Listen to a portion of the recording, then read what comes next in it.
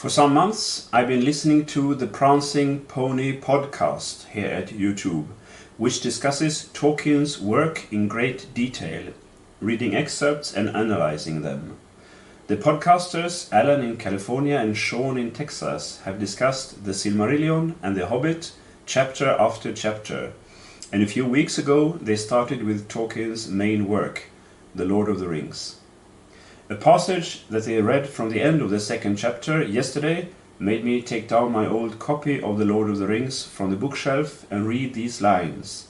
It was the first time that I opened the book in 24 years. The passage reads as follows. There was a long silence. Gandalf sat down again and puffed at his pipe, as if lost in thought.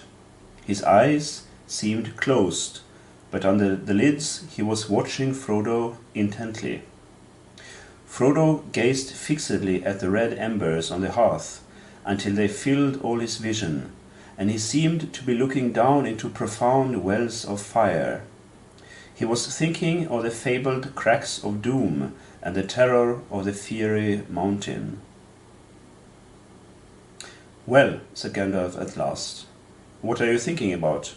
Have you decided what to do?"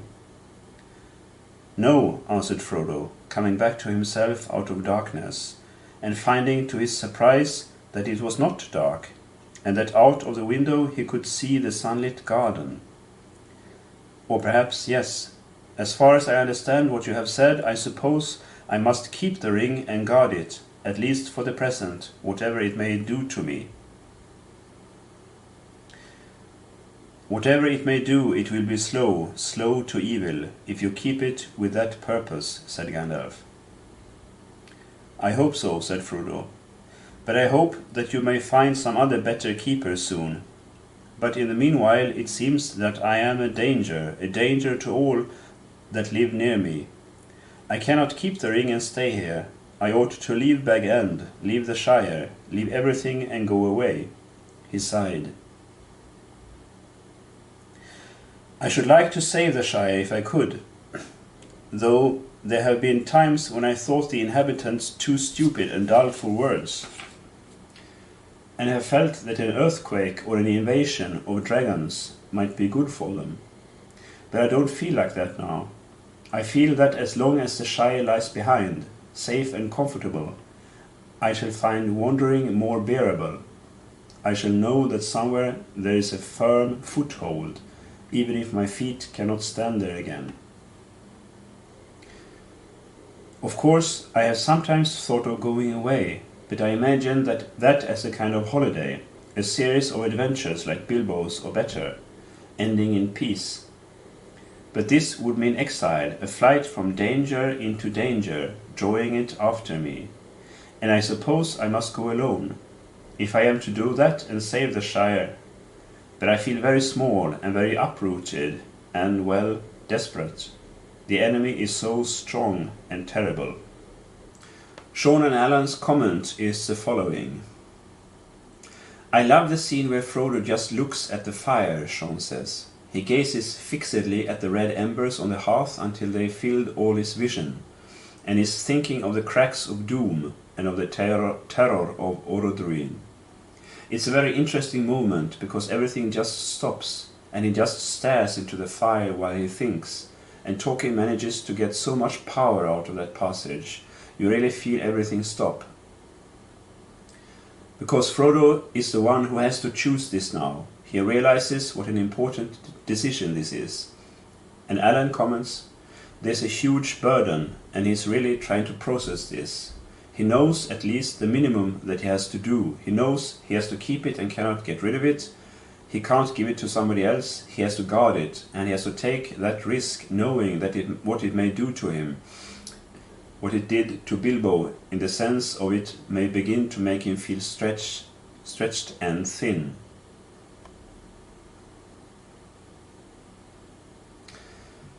"My heart just aches for him right there," Alan says. "He's realized what he has to do. He's thought it through.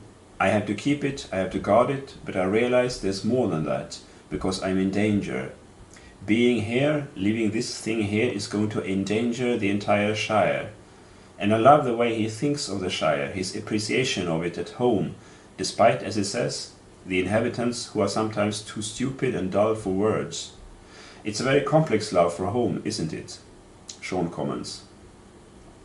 He knows it's imperfect. He knows the people are simple, stupid, and too dull for words. And he's thought in the past that maybe something horrible would do them some good, just to kind of shake them out of their pettiness. Probably a lot of people can say that about their home. They probably have similar feelings about places they've been, places they came from, but it's still home. And now I love this idea that it's sort of going to become his tether. Now he feels that as long as it's safe, he'll be okay, even if he can never return to the Shire. I love that. You can feel his love evolving as he's kind of talking about this.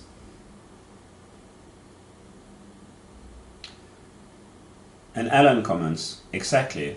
As he's talking it out, you start to sense not only does he love the Shire, he evaluates it in a sense that will enable him to go forward on this. He will use it as, like you said, a tether. It will make him able to endure as long as he can think of the Shire being safe. Its existence is more important to him than his presence in it, and that's really a big step for him.